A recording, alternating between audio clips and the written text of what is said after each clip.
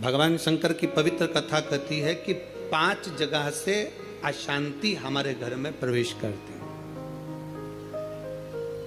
5 जगह से अशांति हमारे घर में आती है, 5 जगह से अशांति हमारे घर में प्रवेश करती है। 5 जगह से अशांति हमारे घर में प्रवेश कर रही होती है। पहला है संसार से, दूसरा है संपत्ति से, तीसरा है संबंधों से, चौथा है स्वास्थ्य से और 5वां है संतान से।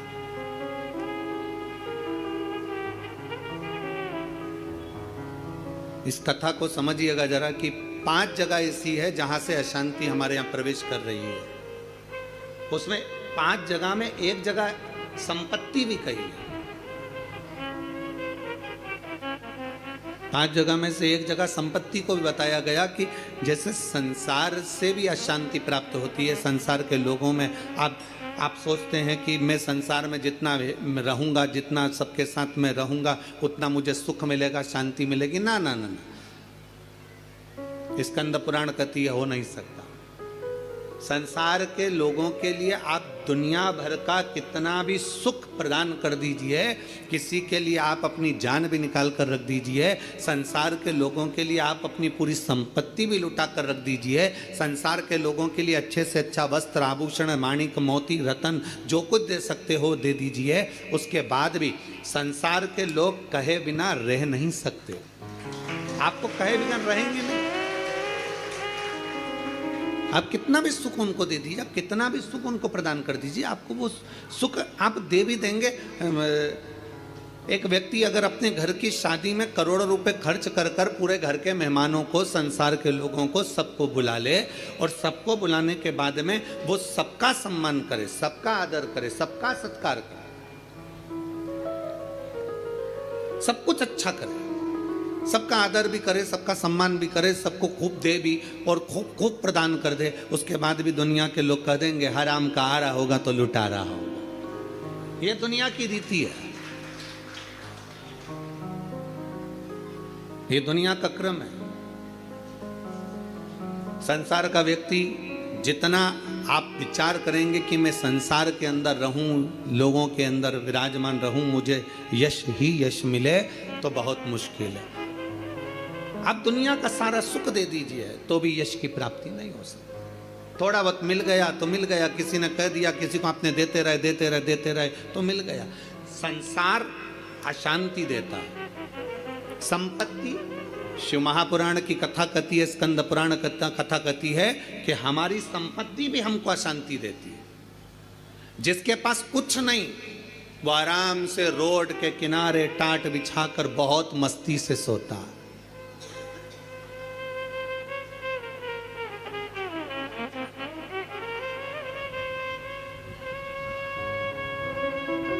और जिसके पास में बहुत कुछ है, सारी संपदा भरी पड़ी हुई है, सारी दौलत भरी पड़ी हुई है, सुंदर बंगला है, डनलप का गद्दा है, एसी भी लगा है, पलंग भी लगा है, नौकर चाकर सब कुछ लगे हैं, सब कुछ, तो भी उसको नींद नहीं आती है। कितना सुंदर कहा गया शिव महापुराण के अंतर्गत, कितनी सुंदर बात कही गई कि शिव महापुराण की कथा, कई लोग कहते हैं गुरुजी आपकी कथा होती है तो वहां 1 किलोमीटर दूर तो गाड़ी रोक दी जाती है। शिव महापुराण की कथा होती है तो पैदल चलकर बहुत दूर तक जाना पड़ता है, बहुत दूर तक।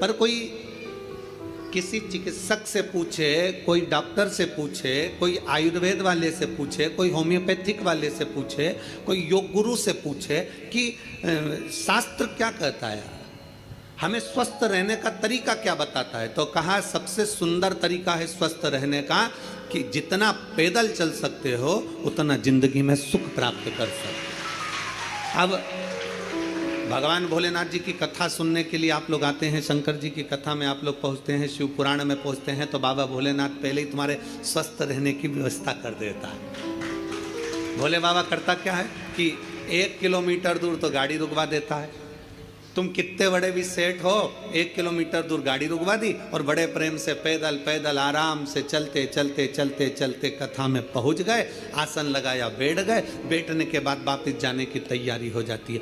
शिव महापुराण की कथा कहती है संपत्ति सुख नहीं देती, संपत्ति अशांति दे देती। संपत्ति शांति नहीं दे सकती, वैभव दे देगी।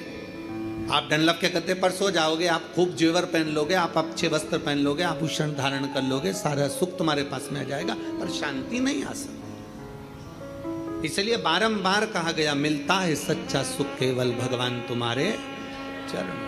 बाकी के दुनिया का सुख कहीं नहीं प्राप्त हो सकता। दुनिया का सर्वाधिक सुख भगवान के चरणों में। आप कुबेरेश्वर बाबा की धरा पर आए हैं, कुबेरेश्वर बाबा की धरा पर कभी पहुँचे या आए तो कुबेरेश्वर बाबा की धरा पर पहुंचकर तुम कहीं पर भी एकांत में बैठ जाओ, जितनी देर बैठे रहोगे आपको ऐसा महसूस होगा कि मेरा शंकर तुम्हारे आसपास में से घूम कर निकल कर गया है। शिव तत्व की प्राप्ति कहीं नहीं। आप जितनी देर बैठोगे, परमात्मा के चरणों में जितनी देर विराजमान हो, परमात्मा के चरणों में जितनी देर बैठे हो, उतनी देर तुम्हें शांति है, उतनी देर आनंद है। तो शिव तत्व कह रहा है कि संसार में शांति नहीं है, संपत्ति में शांति नहीं है। शिव तत्व कह रहा है संबंधों में शांति नहीं है। जितने संबंध बनाते चले जाओगे, नहीं साहब हमने इनको हमारा भाई बना लिया, घर का भाई नहीं बनी लिया, भाई बना के बैठे। नहीं साहब इसको हमने हमारी बेटी बना लिया, घर की बहन बेटी को साड़ी नहीं दिला रही और दूसरी बेटी बनाते फिर।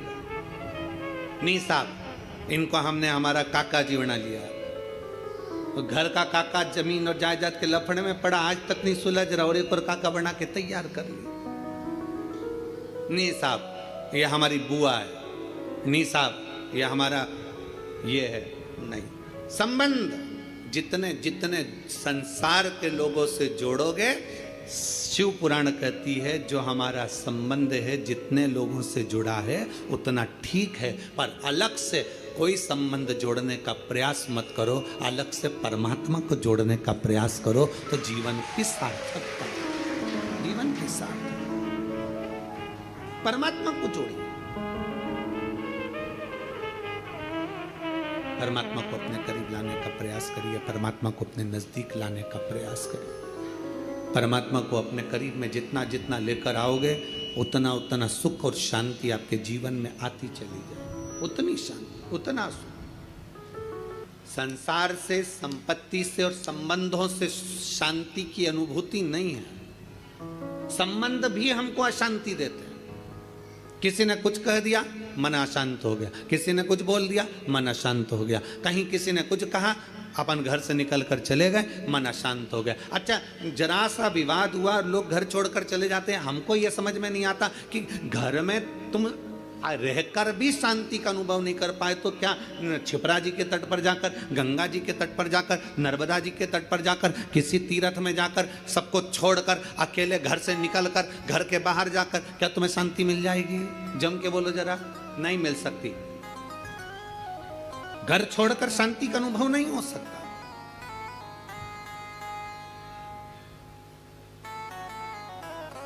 संसार ने अशांति दी, संपत्ति ने अशांति दी, संबंधों ने अशांति दी, फिर अगली अशांति दी स्वास्थ्य ने।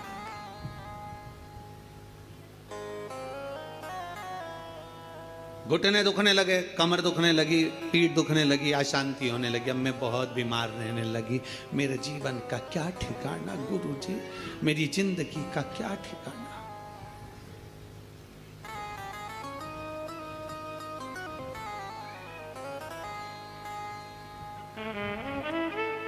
कभी अगर मौका लगे ना, एक बार भविष्य पुराण का अध्ययन करिएगा। गीता प्रेस गोरखपुर की भविष्य पुराण लीजिए और उसका अध्ययन करिए।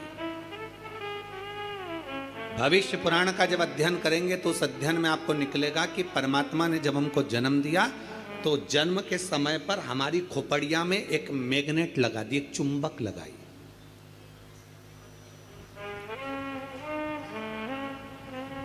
परमात्मा ने हमारी खोपड़िया में, हमारे मस्तिष्क में, हमारे भेजे में, हमारे सिर के अंदर, हमारे मस्तिष्क में एक चुंबक लगा। कभी अगर भविष्य पुराण पढ़ें तो उसमें अध्ययन करिएगा, हमारे मस्तिष्क में एक चुंबक परमात्मा ने जन्म के समय पर, पैदा होने से पहले, हमें बनाने से पहले, माता के गर्भ में जब हम पड़े हुए थे, हमारा मस्तिष्क बन रहा था तो इसमें चुंबक फिट कर दिया। इसलिए मरने के बाद जब अंतिम संस्कार होता है, अंतिम संस्कार में जब मुर्दा आधा जल जाता है तो उसकी खोपड़िया को फोड़कर कपाल क्रिया करी जाती है। आपके इधर करते कि नहीं करते वो हमको नहीं मालूम। हमारे इधर की रीति है, बांस में लोटा बांधकर उसमें घी भरकर उसके घर के बेटों से, उसके पोता पोती से वहाँ पर खड़ा करवा के पोते से खोपड़िया में वो डंडा पड़वा कर वहीं घी उंडेलवा कर डंडे को फेंक दिया जाता, उस बांस को फेंक दिया जाता। देखा है आप लोगों ने इसको?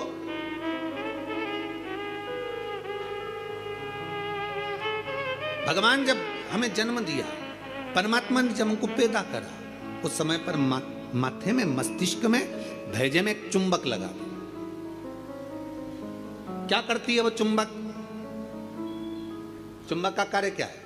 चुंबक का कार्य है, अगर आपने पैसा पैसा पैसा पैसा सोचा विचारा, दिन रात पैसे पैसे में लिप्त रहे, तो व्यक्ति वो मस्तिष्क में जो चुंबक लगी है वो पैसे को अपनी ओर खींचती है। मतलब मनुष्य पैसे को आसक्ति के रूप में अपनाना प्रारंभ कर दे।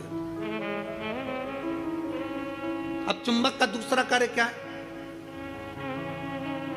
अगर किसी बुरे व्यक्ति में बुराइयां देखोगे तो वो बुरे व्यक्ति की बुराई तुम खींचते चले जाओगे। वो तो ऐसी, वो तो वैसा, वो तो वैसा, हर व्यक्ति में बुराई, क्योंकि तुम्हारे भीतर में जो भेजे में चुंबक भरी है वो बुराइयां ही खींचेगी।